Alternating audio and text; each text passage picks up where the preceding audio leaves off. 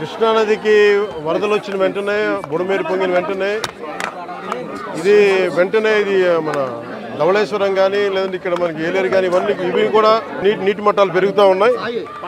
So వెంటనే శుద్ధగడ్డ నుంచి కూడా శుద్ధగడ్డ కాలం నుంచి కూడా నీళ్ళు వచ్చేస్తాయి, ముంపు ప్రాంతాలకు వచ్చేస్తాయి. వీటి మీద ఎప్పటికప్పుడు కలెక్టర్ షణ్మోహన్ గారితో కూడా మాట్లాడడం జరిగింది. ఇది 2వ తారీఖు 3వ తారీఖు నుంచి మాట్లాడుతూనే ఉన్నాం, డేంజర్ లెవెల్స్ లేవని. ఒకసారి అంతకుముందు కూడా జరిగితే ఫస్ట్ లెవెల్ వార్నింగ్ ఇచ్చాం, మళ్ళీ తగ్గిపోయిందని చెప్పారు. ఇది కూడా ఏంటంటే కంటిన్యూస్గా మనకి విపరీత వర్షపాతం, క్లైమేట్ చేంజ్, ఇవన్నీ ఈ పరిస్థితుల వల్ల రాష్ట్రం ఎప్పుడు అన్ప్రెసిడెంటెడ్, ఎప్పుడు చూడనంత వర్షపాతం ఇవన్నీ జరుగుతూ ఉన్నాయి. ఈ నేపథ్యంలో ఇది ప్రత్యేకించి ఇప్పుడు లోపలికి వెళ్ళి చూస్తుంది వైఎస్ఆర్ కాలనీ, జగనన్న కాలనీ పేరు ఏదని అనుకోండి.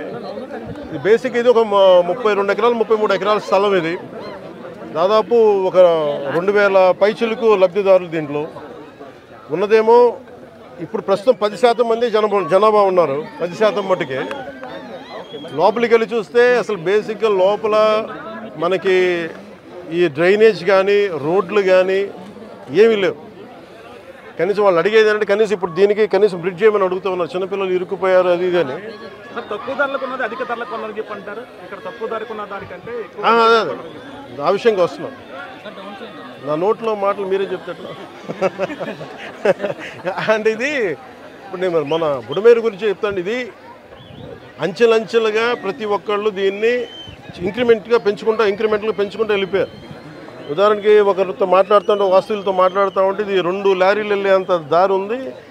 నదీ పరివాహక ప్రాంతాన్ని ఇది ఈజీగా వెళ్ళిపోయేది. కొంతమంది చెట్లు వేసి ఆ గట్లని వాళ్ళ పొలాలు కలుపుకోవటం అదొకటి. ఇది చాలా ఇంక్రిమెంట్లు జరిగింది. కానీ ఇది మట్టుకు ప్రత్యేకించి ఈ జగనన్న కాలనీ మట్టుకు గత ప్రభుత్వం చేసిన తప్పులు. ఇది ఆల్రెడీ 4 అడుగులు లోతట్టు ప్రాంతం. ఇది చిన్నపాటి వర్షం వస్తే మునిగిపోయే ప్రాంతాలు ఇవి. అలాంటి చోట్ల వీళ్ళు 30 ఎకరాల పైగా 32-34 ఎకరాల పైగా వీళ్ళు ఇచ్చారు. ఇది మామూలుగా మనకి రిజిస్ట్రేషన్ ప్రకారం మనకి 13 లక్షలు ఉండేది. అది మార్కెట్లో మనం చూస్తే 30 లక్షలు. దీన్ని వీళ్ళు 60 లక్షల రూపాయలు పెట్టుకున్నారు.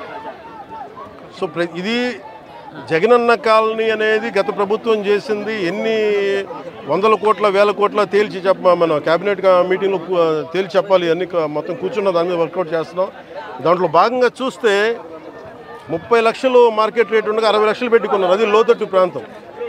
ఎవరు ఈ రోజుకి 10%కి మించి ఎవరు మనకి లబ్ధిదారులు లోపలికి రాలా. దాన్ని బట్టి మీకు అర్థం చేసుకోవచ్చు. ఇలాంటి చోట్ల ఇప్పుడు ప్రత్యేకంగా ఛాలెంజ్ చేసి వీళ్ళు చేసిన తప్పుల్ని మేము కవర్ చేయాలి.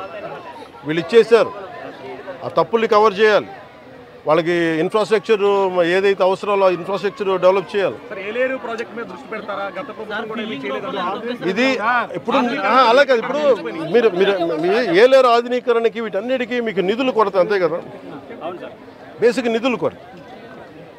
మరి ఇక్కడ ఒక్క చోట మీరు ఇక్కడే చూస్తే దాదాపు 13 కోట్లు, దాదాపు మీరు చూసే 30%, 13 కోట్లు ఇక్కడ ఒక్క ఈ కాలనీకే వేస్ట్ చేశారు.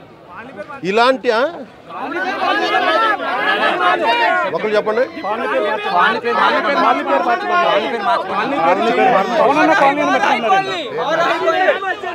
ఇది కాలనీ పేరు మార్చుకోవడం అంటే మీరందరూ కోరుకొని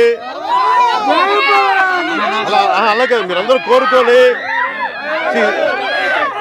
ఒక నిమిషం కాలనీల పేర్లు ఎందుకు నాయకుల పేర్లు ఉండకూడదు చెప్తా. వాళ్ళ జేబులో డబ్బులు కాదు. అందుకని మనం చేయాల్సింది ఏంటంటే నేల కోసం పనిచేసిన నాయకుల పేర్లు పెడితే మంచిది. అదే మన జాతీయ నాయకులు చాలా మంది ఉన్నారు, రాష్ట్ర స్థాయి నాయకులు ఉన్నారు, పిఠాపురం మహారాజు గారు ఉన్నారు. అలాంటి గొప్ప మహానుభావుల పేర్లు పెడితే మంచిది. మేము నిజంగా అలాంటివి కోరుకుంటాం.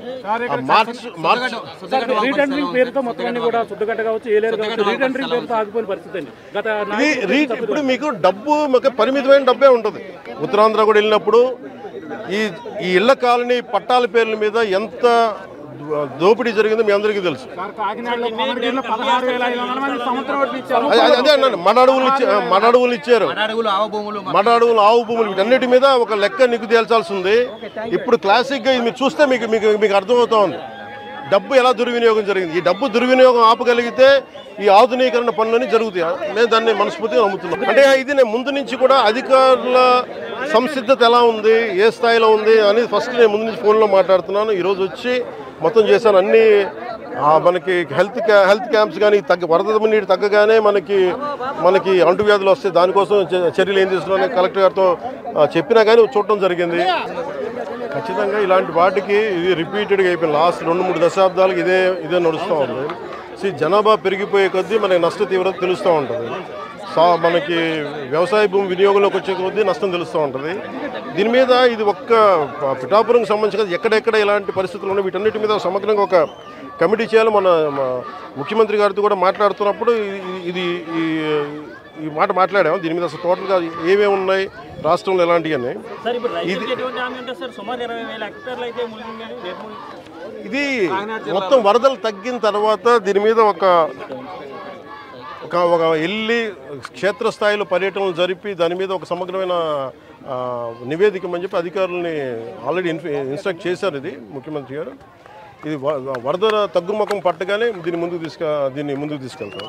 అంటే ఎంత ఇప్పుడు నష్టం కూర్చొని ఎంత అంచనా వేయలేము.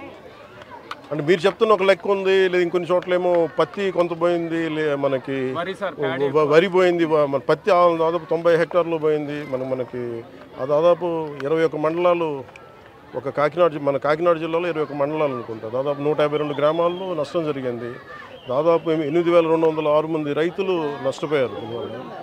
సో వీటన్నిటిని చేస్తున్న ముందు అంటే మీకు యాక్షన్ కావాలా? యాక్షన్ ఫిల్మ్ అంటే ఇది మనం హైడ్రా అలాంటి తీసుకోవడానికి మేమేం నమ్ముతామంటే చాలా సమాజంలో ఉన్న ఎవరైతే ఎన్క్రోచ్మెంట్ తెలిసి చేయొచ్చు, తెలియక చేయొచ్చు, అందరి భాగస్వాములతోటి మాట్లాడి కష్ట నష్టాలు ఏమున్నాయి ఇవన్నీ తెలియజేసిన తర్వాత వాళ్ళకి నోటీస్ ఇచ్చి వాళ్ళకి పునరావాసం చాలా వరకు చేసిన తర్వాత ముందుకెళ్ళాలనేది నా వ్యక్తిగత అభిప్రాయం. దీన్నే నేను సీఎం గారి దృష్టి కూడా తీసుకున్నాను. అలాగే అంటే మీకు ఈరోజు మీరు అన్నారు కదా మీరు ఏమేమి హ్యాండ్ చేస్తున్నాను, అలాగే అవసరమైన మెయిన్ వాళ్ళు అడుగుతున్నారు కనీసం గుంతలు పూడ్చమని అడుగుతాం. దానికి సంబంధించిన శాండ్ బ్యాగ్స్ రెడీగా అందుబాటులో ఉన్నాయి. అలాగే మనకి చెట్లు పడిపోయిన వెంటనే ఎలాంటి ఏదైనా జరిగిన రంపాలు కానీ రోడ్లపైన పడిన చెట్లు తీసివేయడానికి దానికి సంసిద్ధంగా ఉన్నాం. అలాగే జేసీబీ లాంటి వాహనాలని సంసిద్ధంగా ఉంచాం. ముఖ్యంగా అవసరానికి మన ఫైర్ యాక్సిడెంట్స్ ఏమైనా ఉంటే దానికి సంబంధించిన సంబంధించి ఫైర్ యాక్సిడెంట్ వెహికల్స్, అలాగే 42 మంది గజయితగాళ్ళని రెడీగా చేసాం ఇన్ కేస్ ఎమర్జెన్సీస్ ఉంటాయి. అలాగే primary health care, community health care వీటికి సంబంధించిన సంసిద్ధంగా చేసాం. అలాగే గవర్నమెంట్ జనరల్ హాస్పిటల్లో కూడా డాక్టర్స్ని 24/7 అందుబాటులో ఉంచమని వారికి ఇన్స్ట్రక్షన్స్ ఇవ్వడం జరిగింది.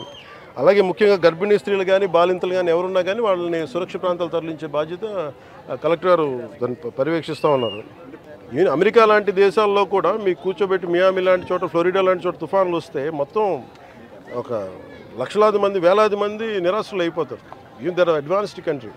అలాంటిది మనకి నేను అడిగేది మేము ప్రభుత్వం తరపు నుంచి లేదంటే అధికారుల తరపు నుంచి సంసిద్ధంగా ఉన్నాం. అలాగే మేము కోరుకుంటుంది కూడా ప్రతి ఒక్కరు కూడా దీన్ని బాధ్యత తీసుకోవాలని, అలాగే వైసీపీ నాయకులకు కూడా విమర్శల కంటే కూడా మీరు వచ్చి ఆ రంగంలో దూకాలని నేను కోరుకుంటున్నాను.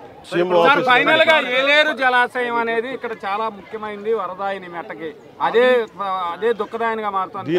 దీని ఆధునీకరణకి నా కోరిక నేను ఎమ్మెల్యే ఉన్న లోపు దాన్ని తీర్చేయాలని నేను మనస్ఫూర్తిగా కోరుకుంటున్నాను.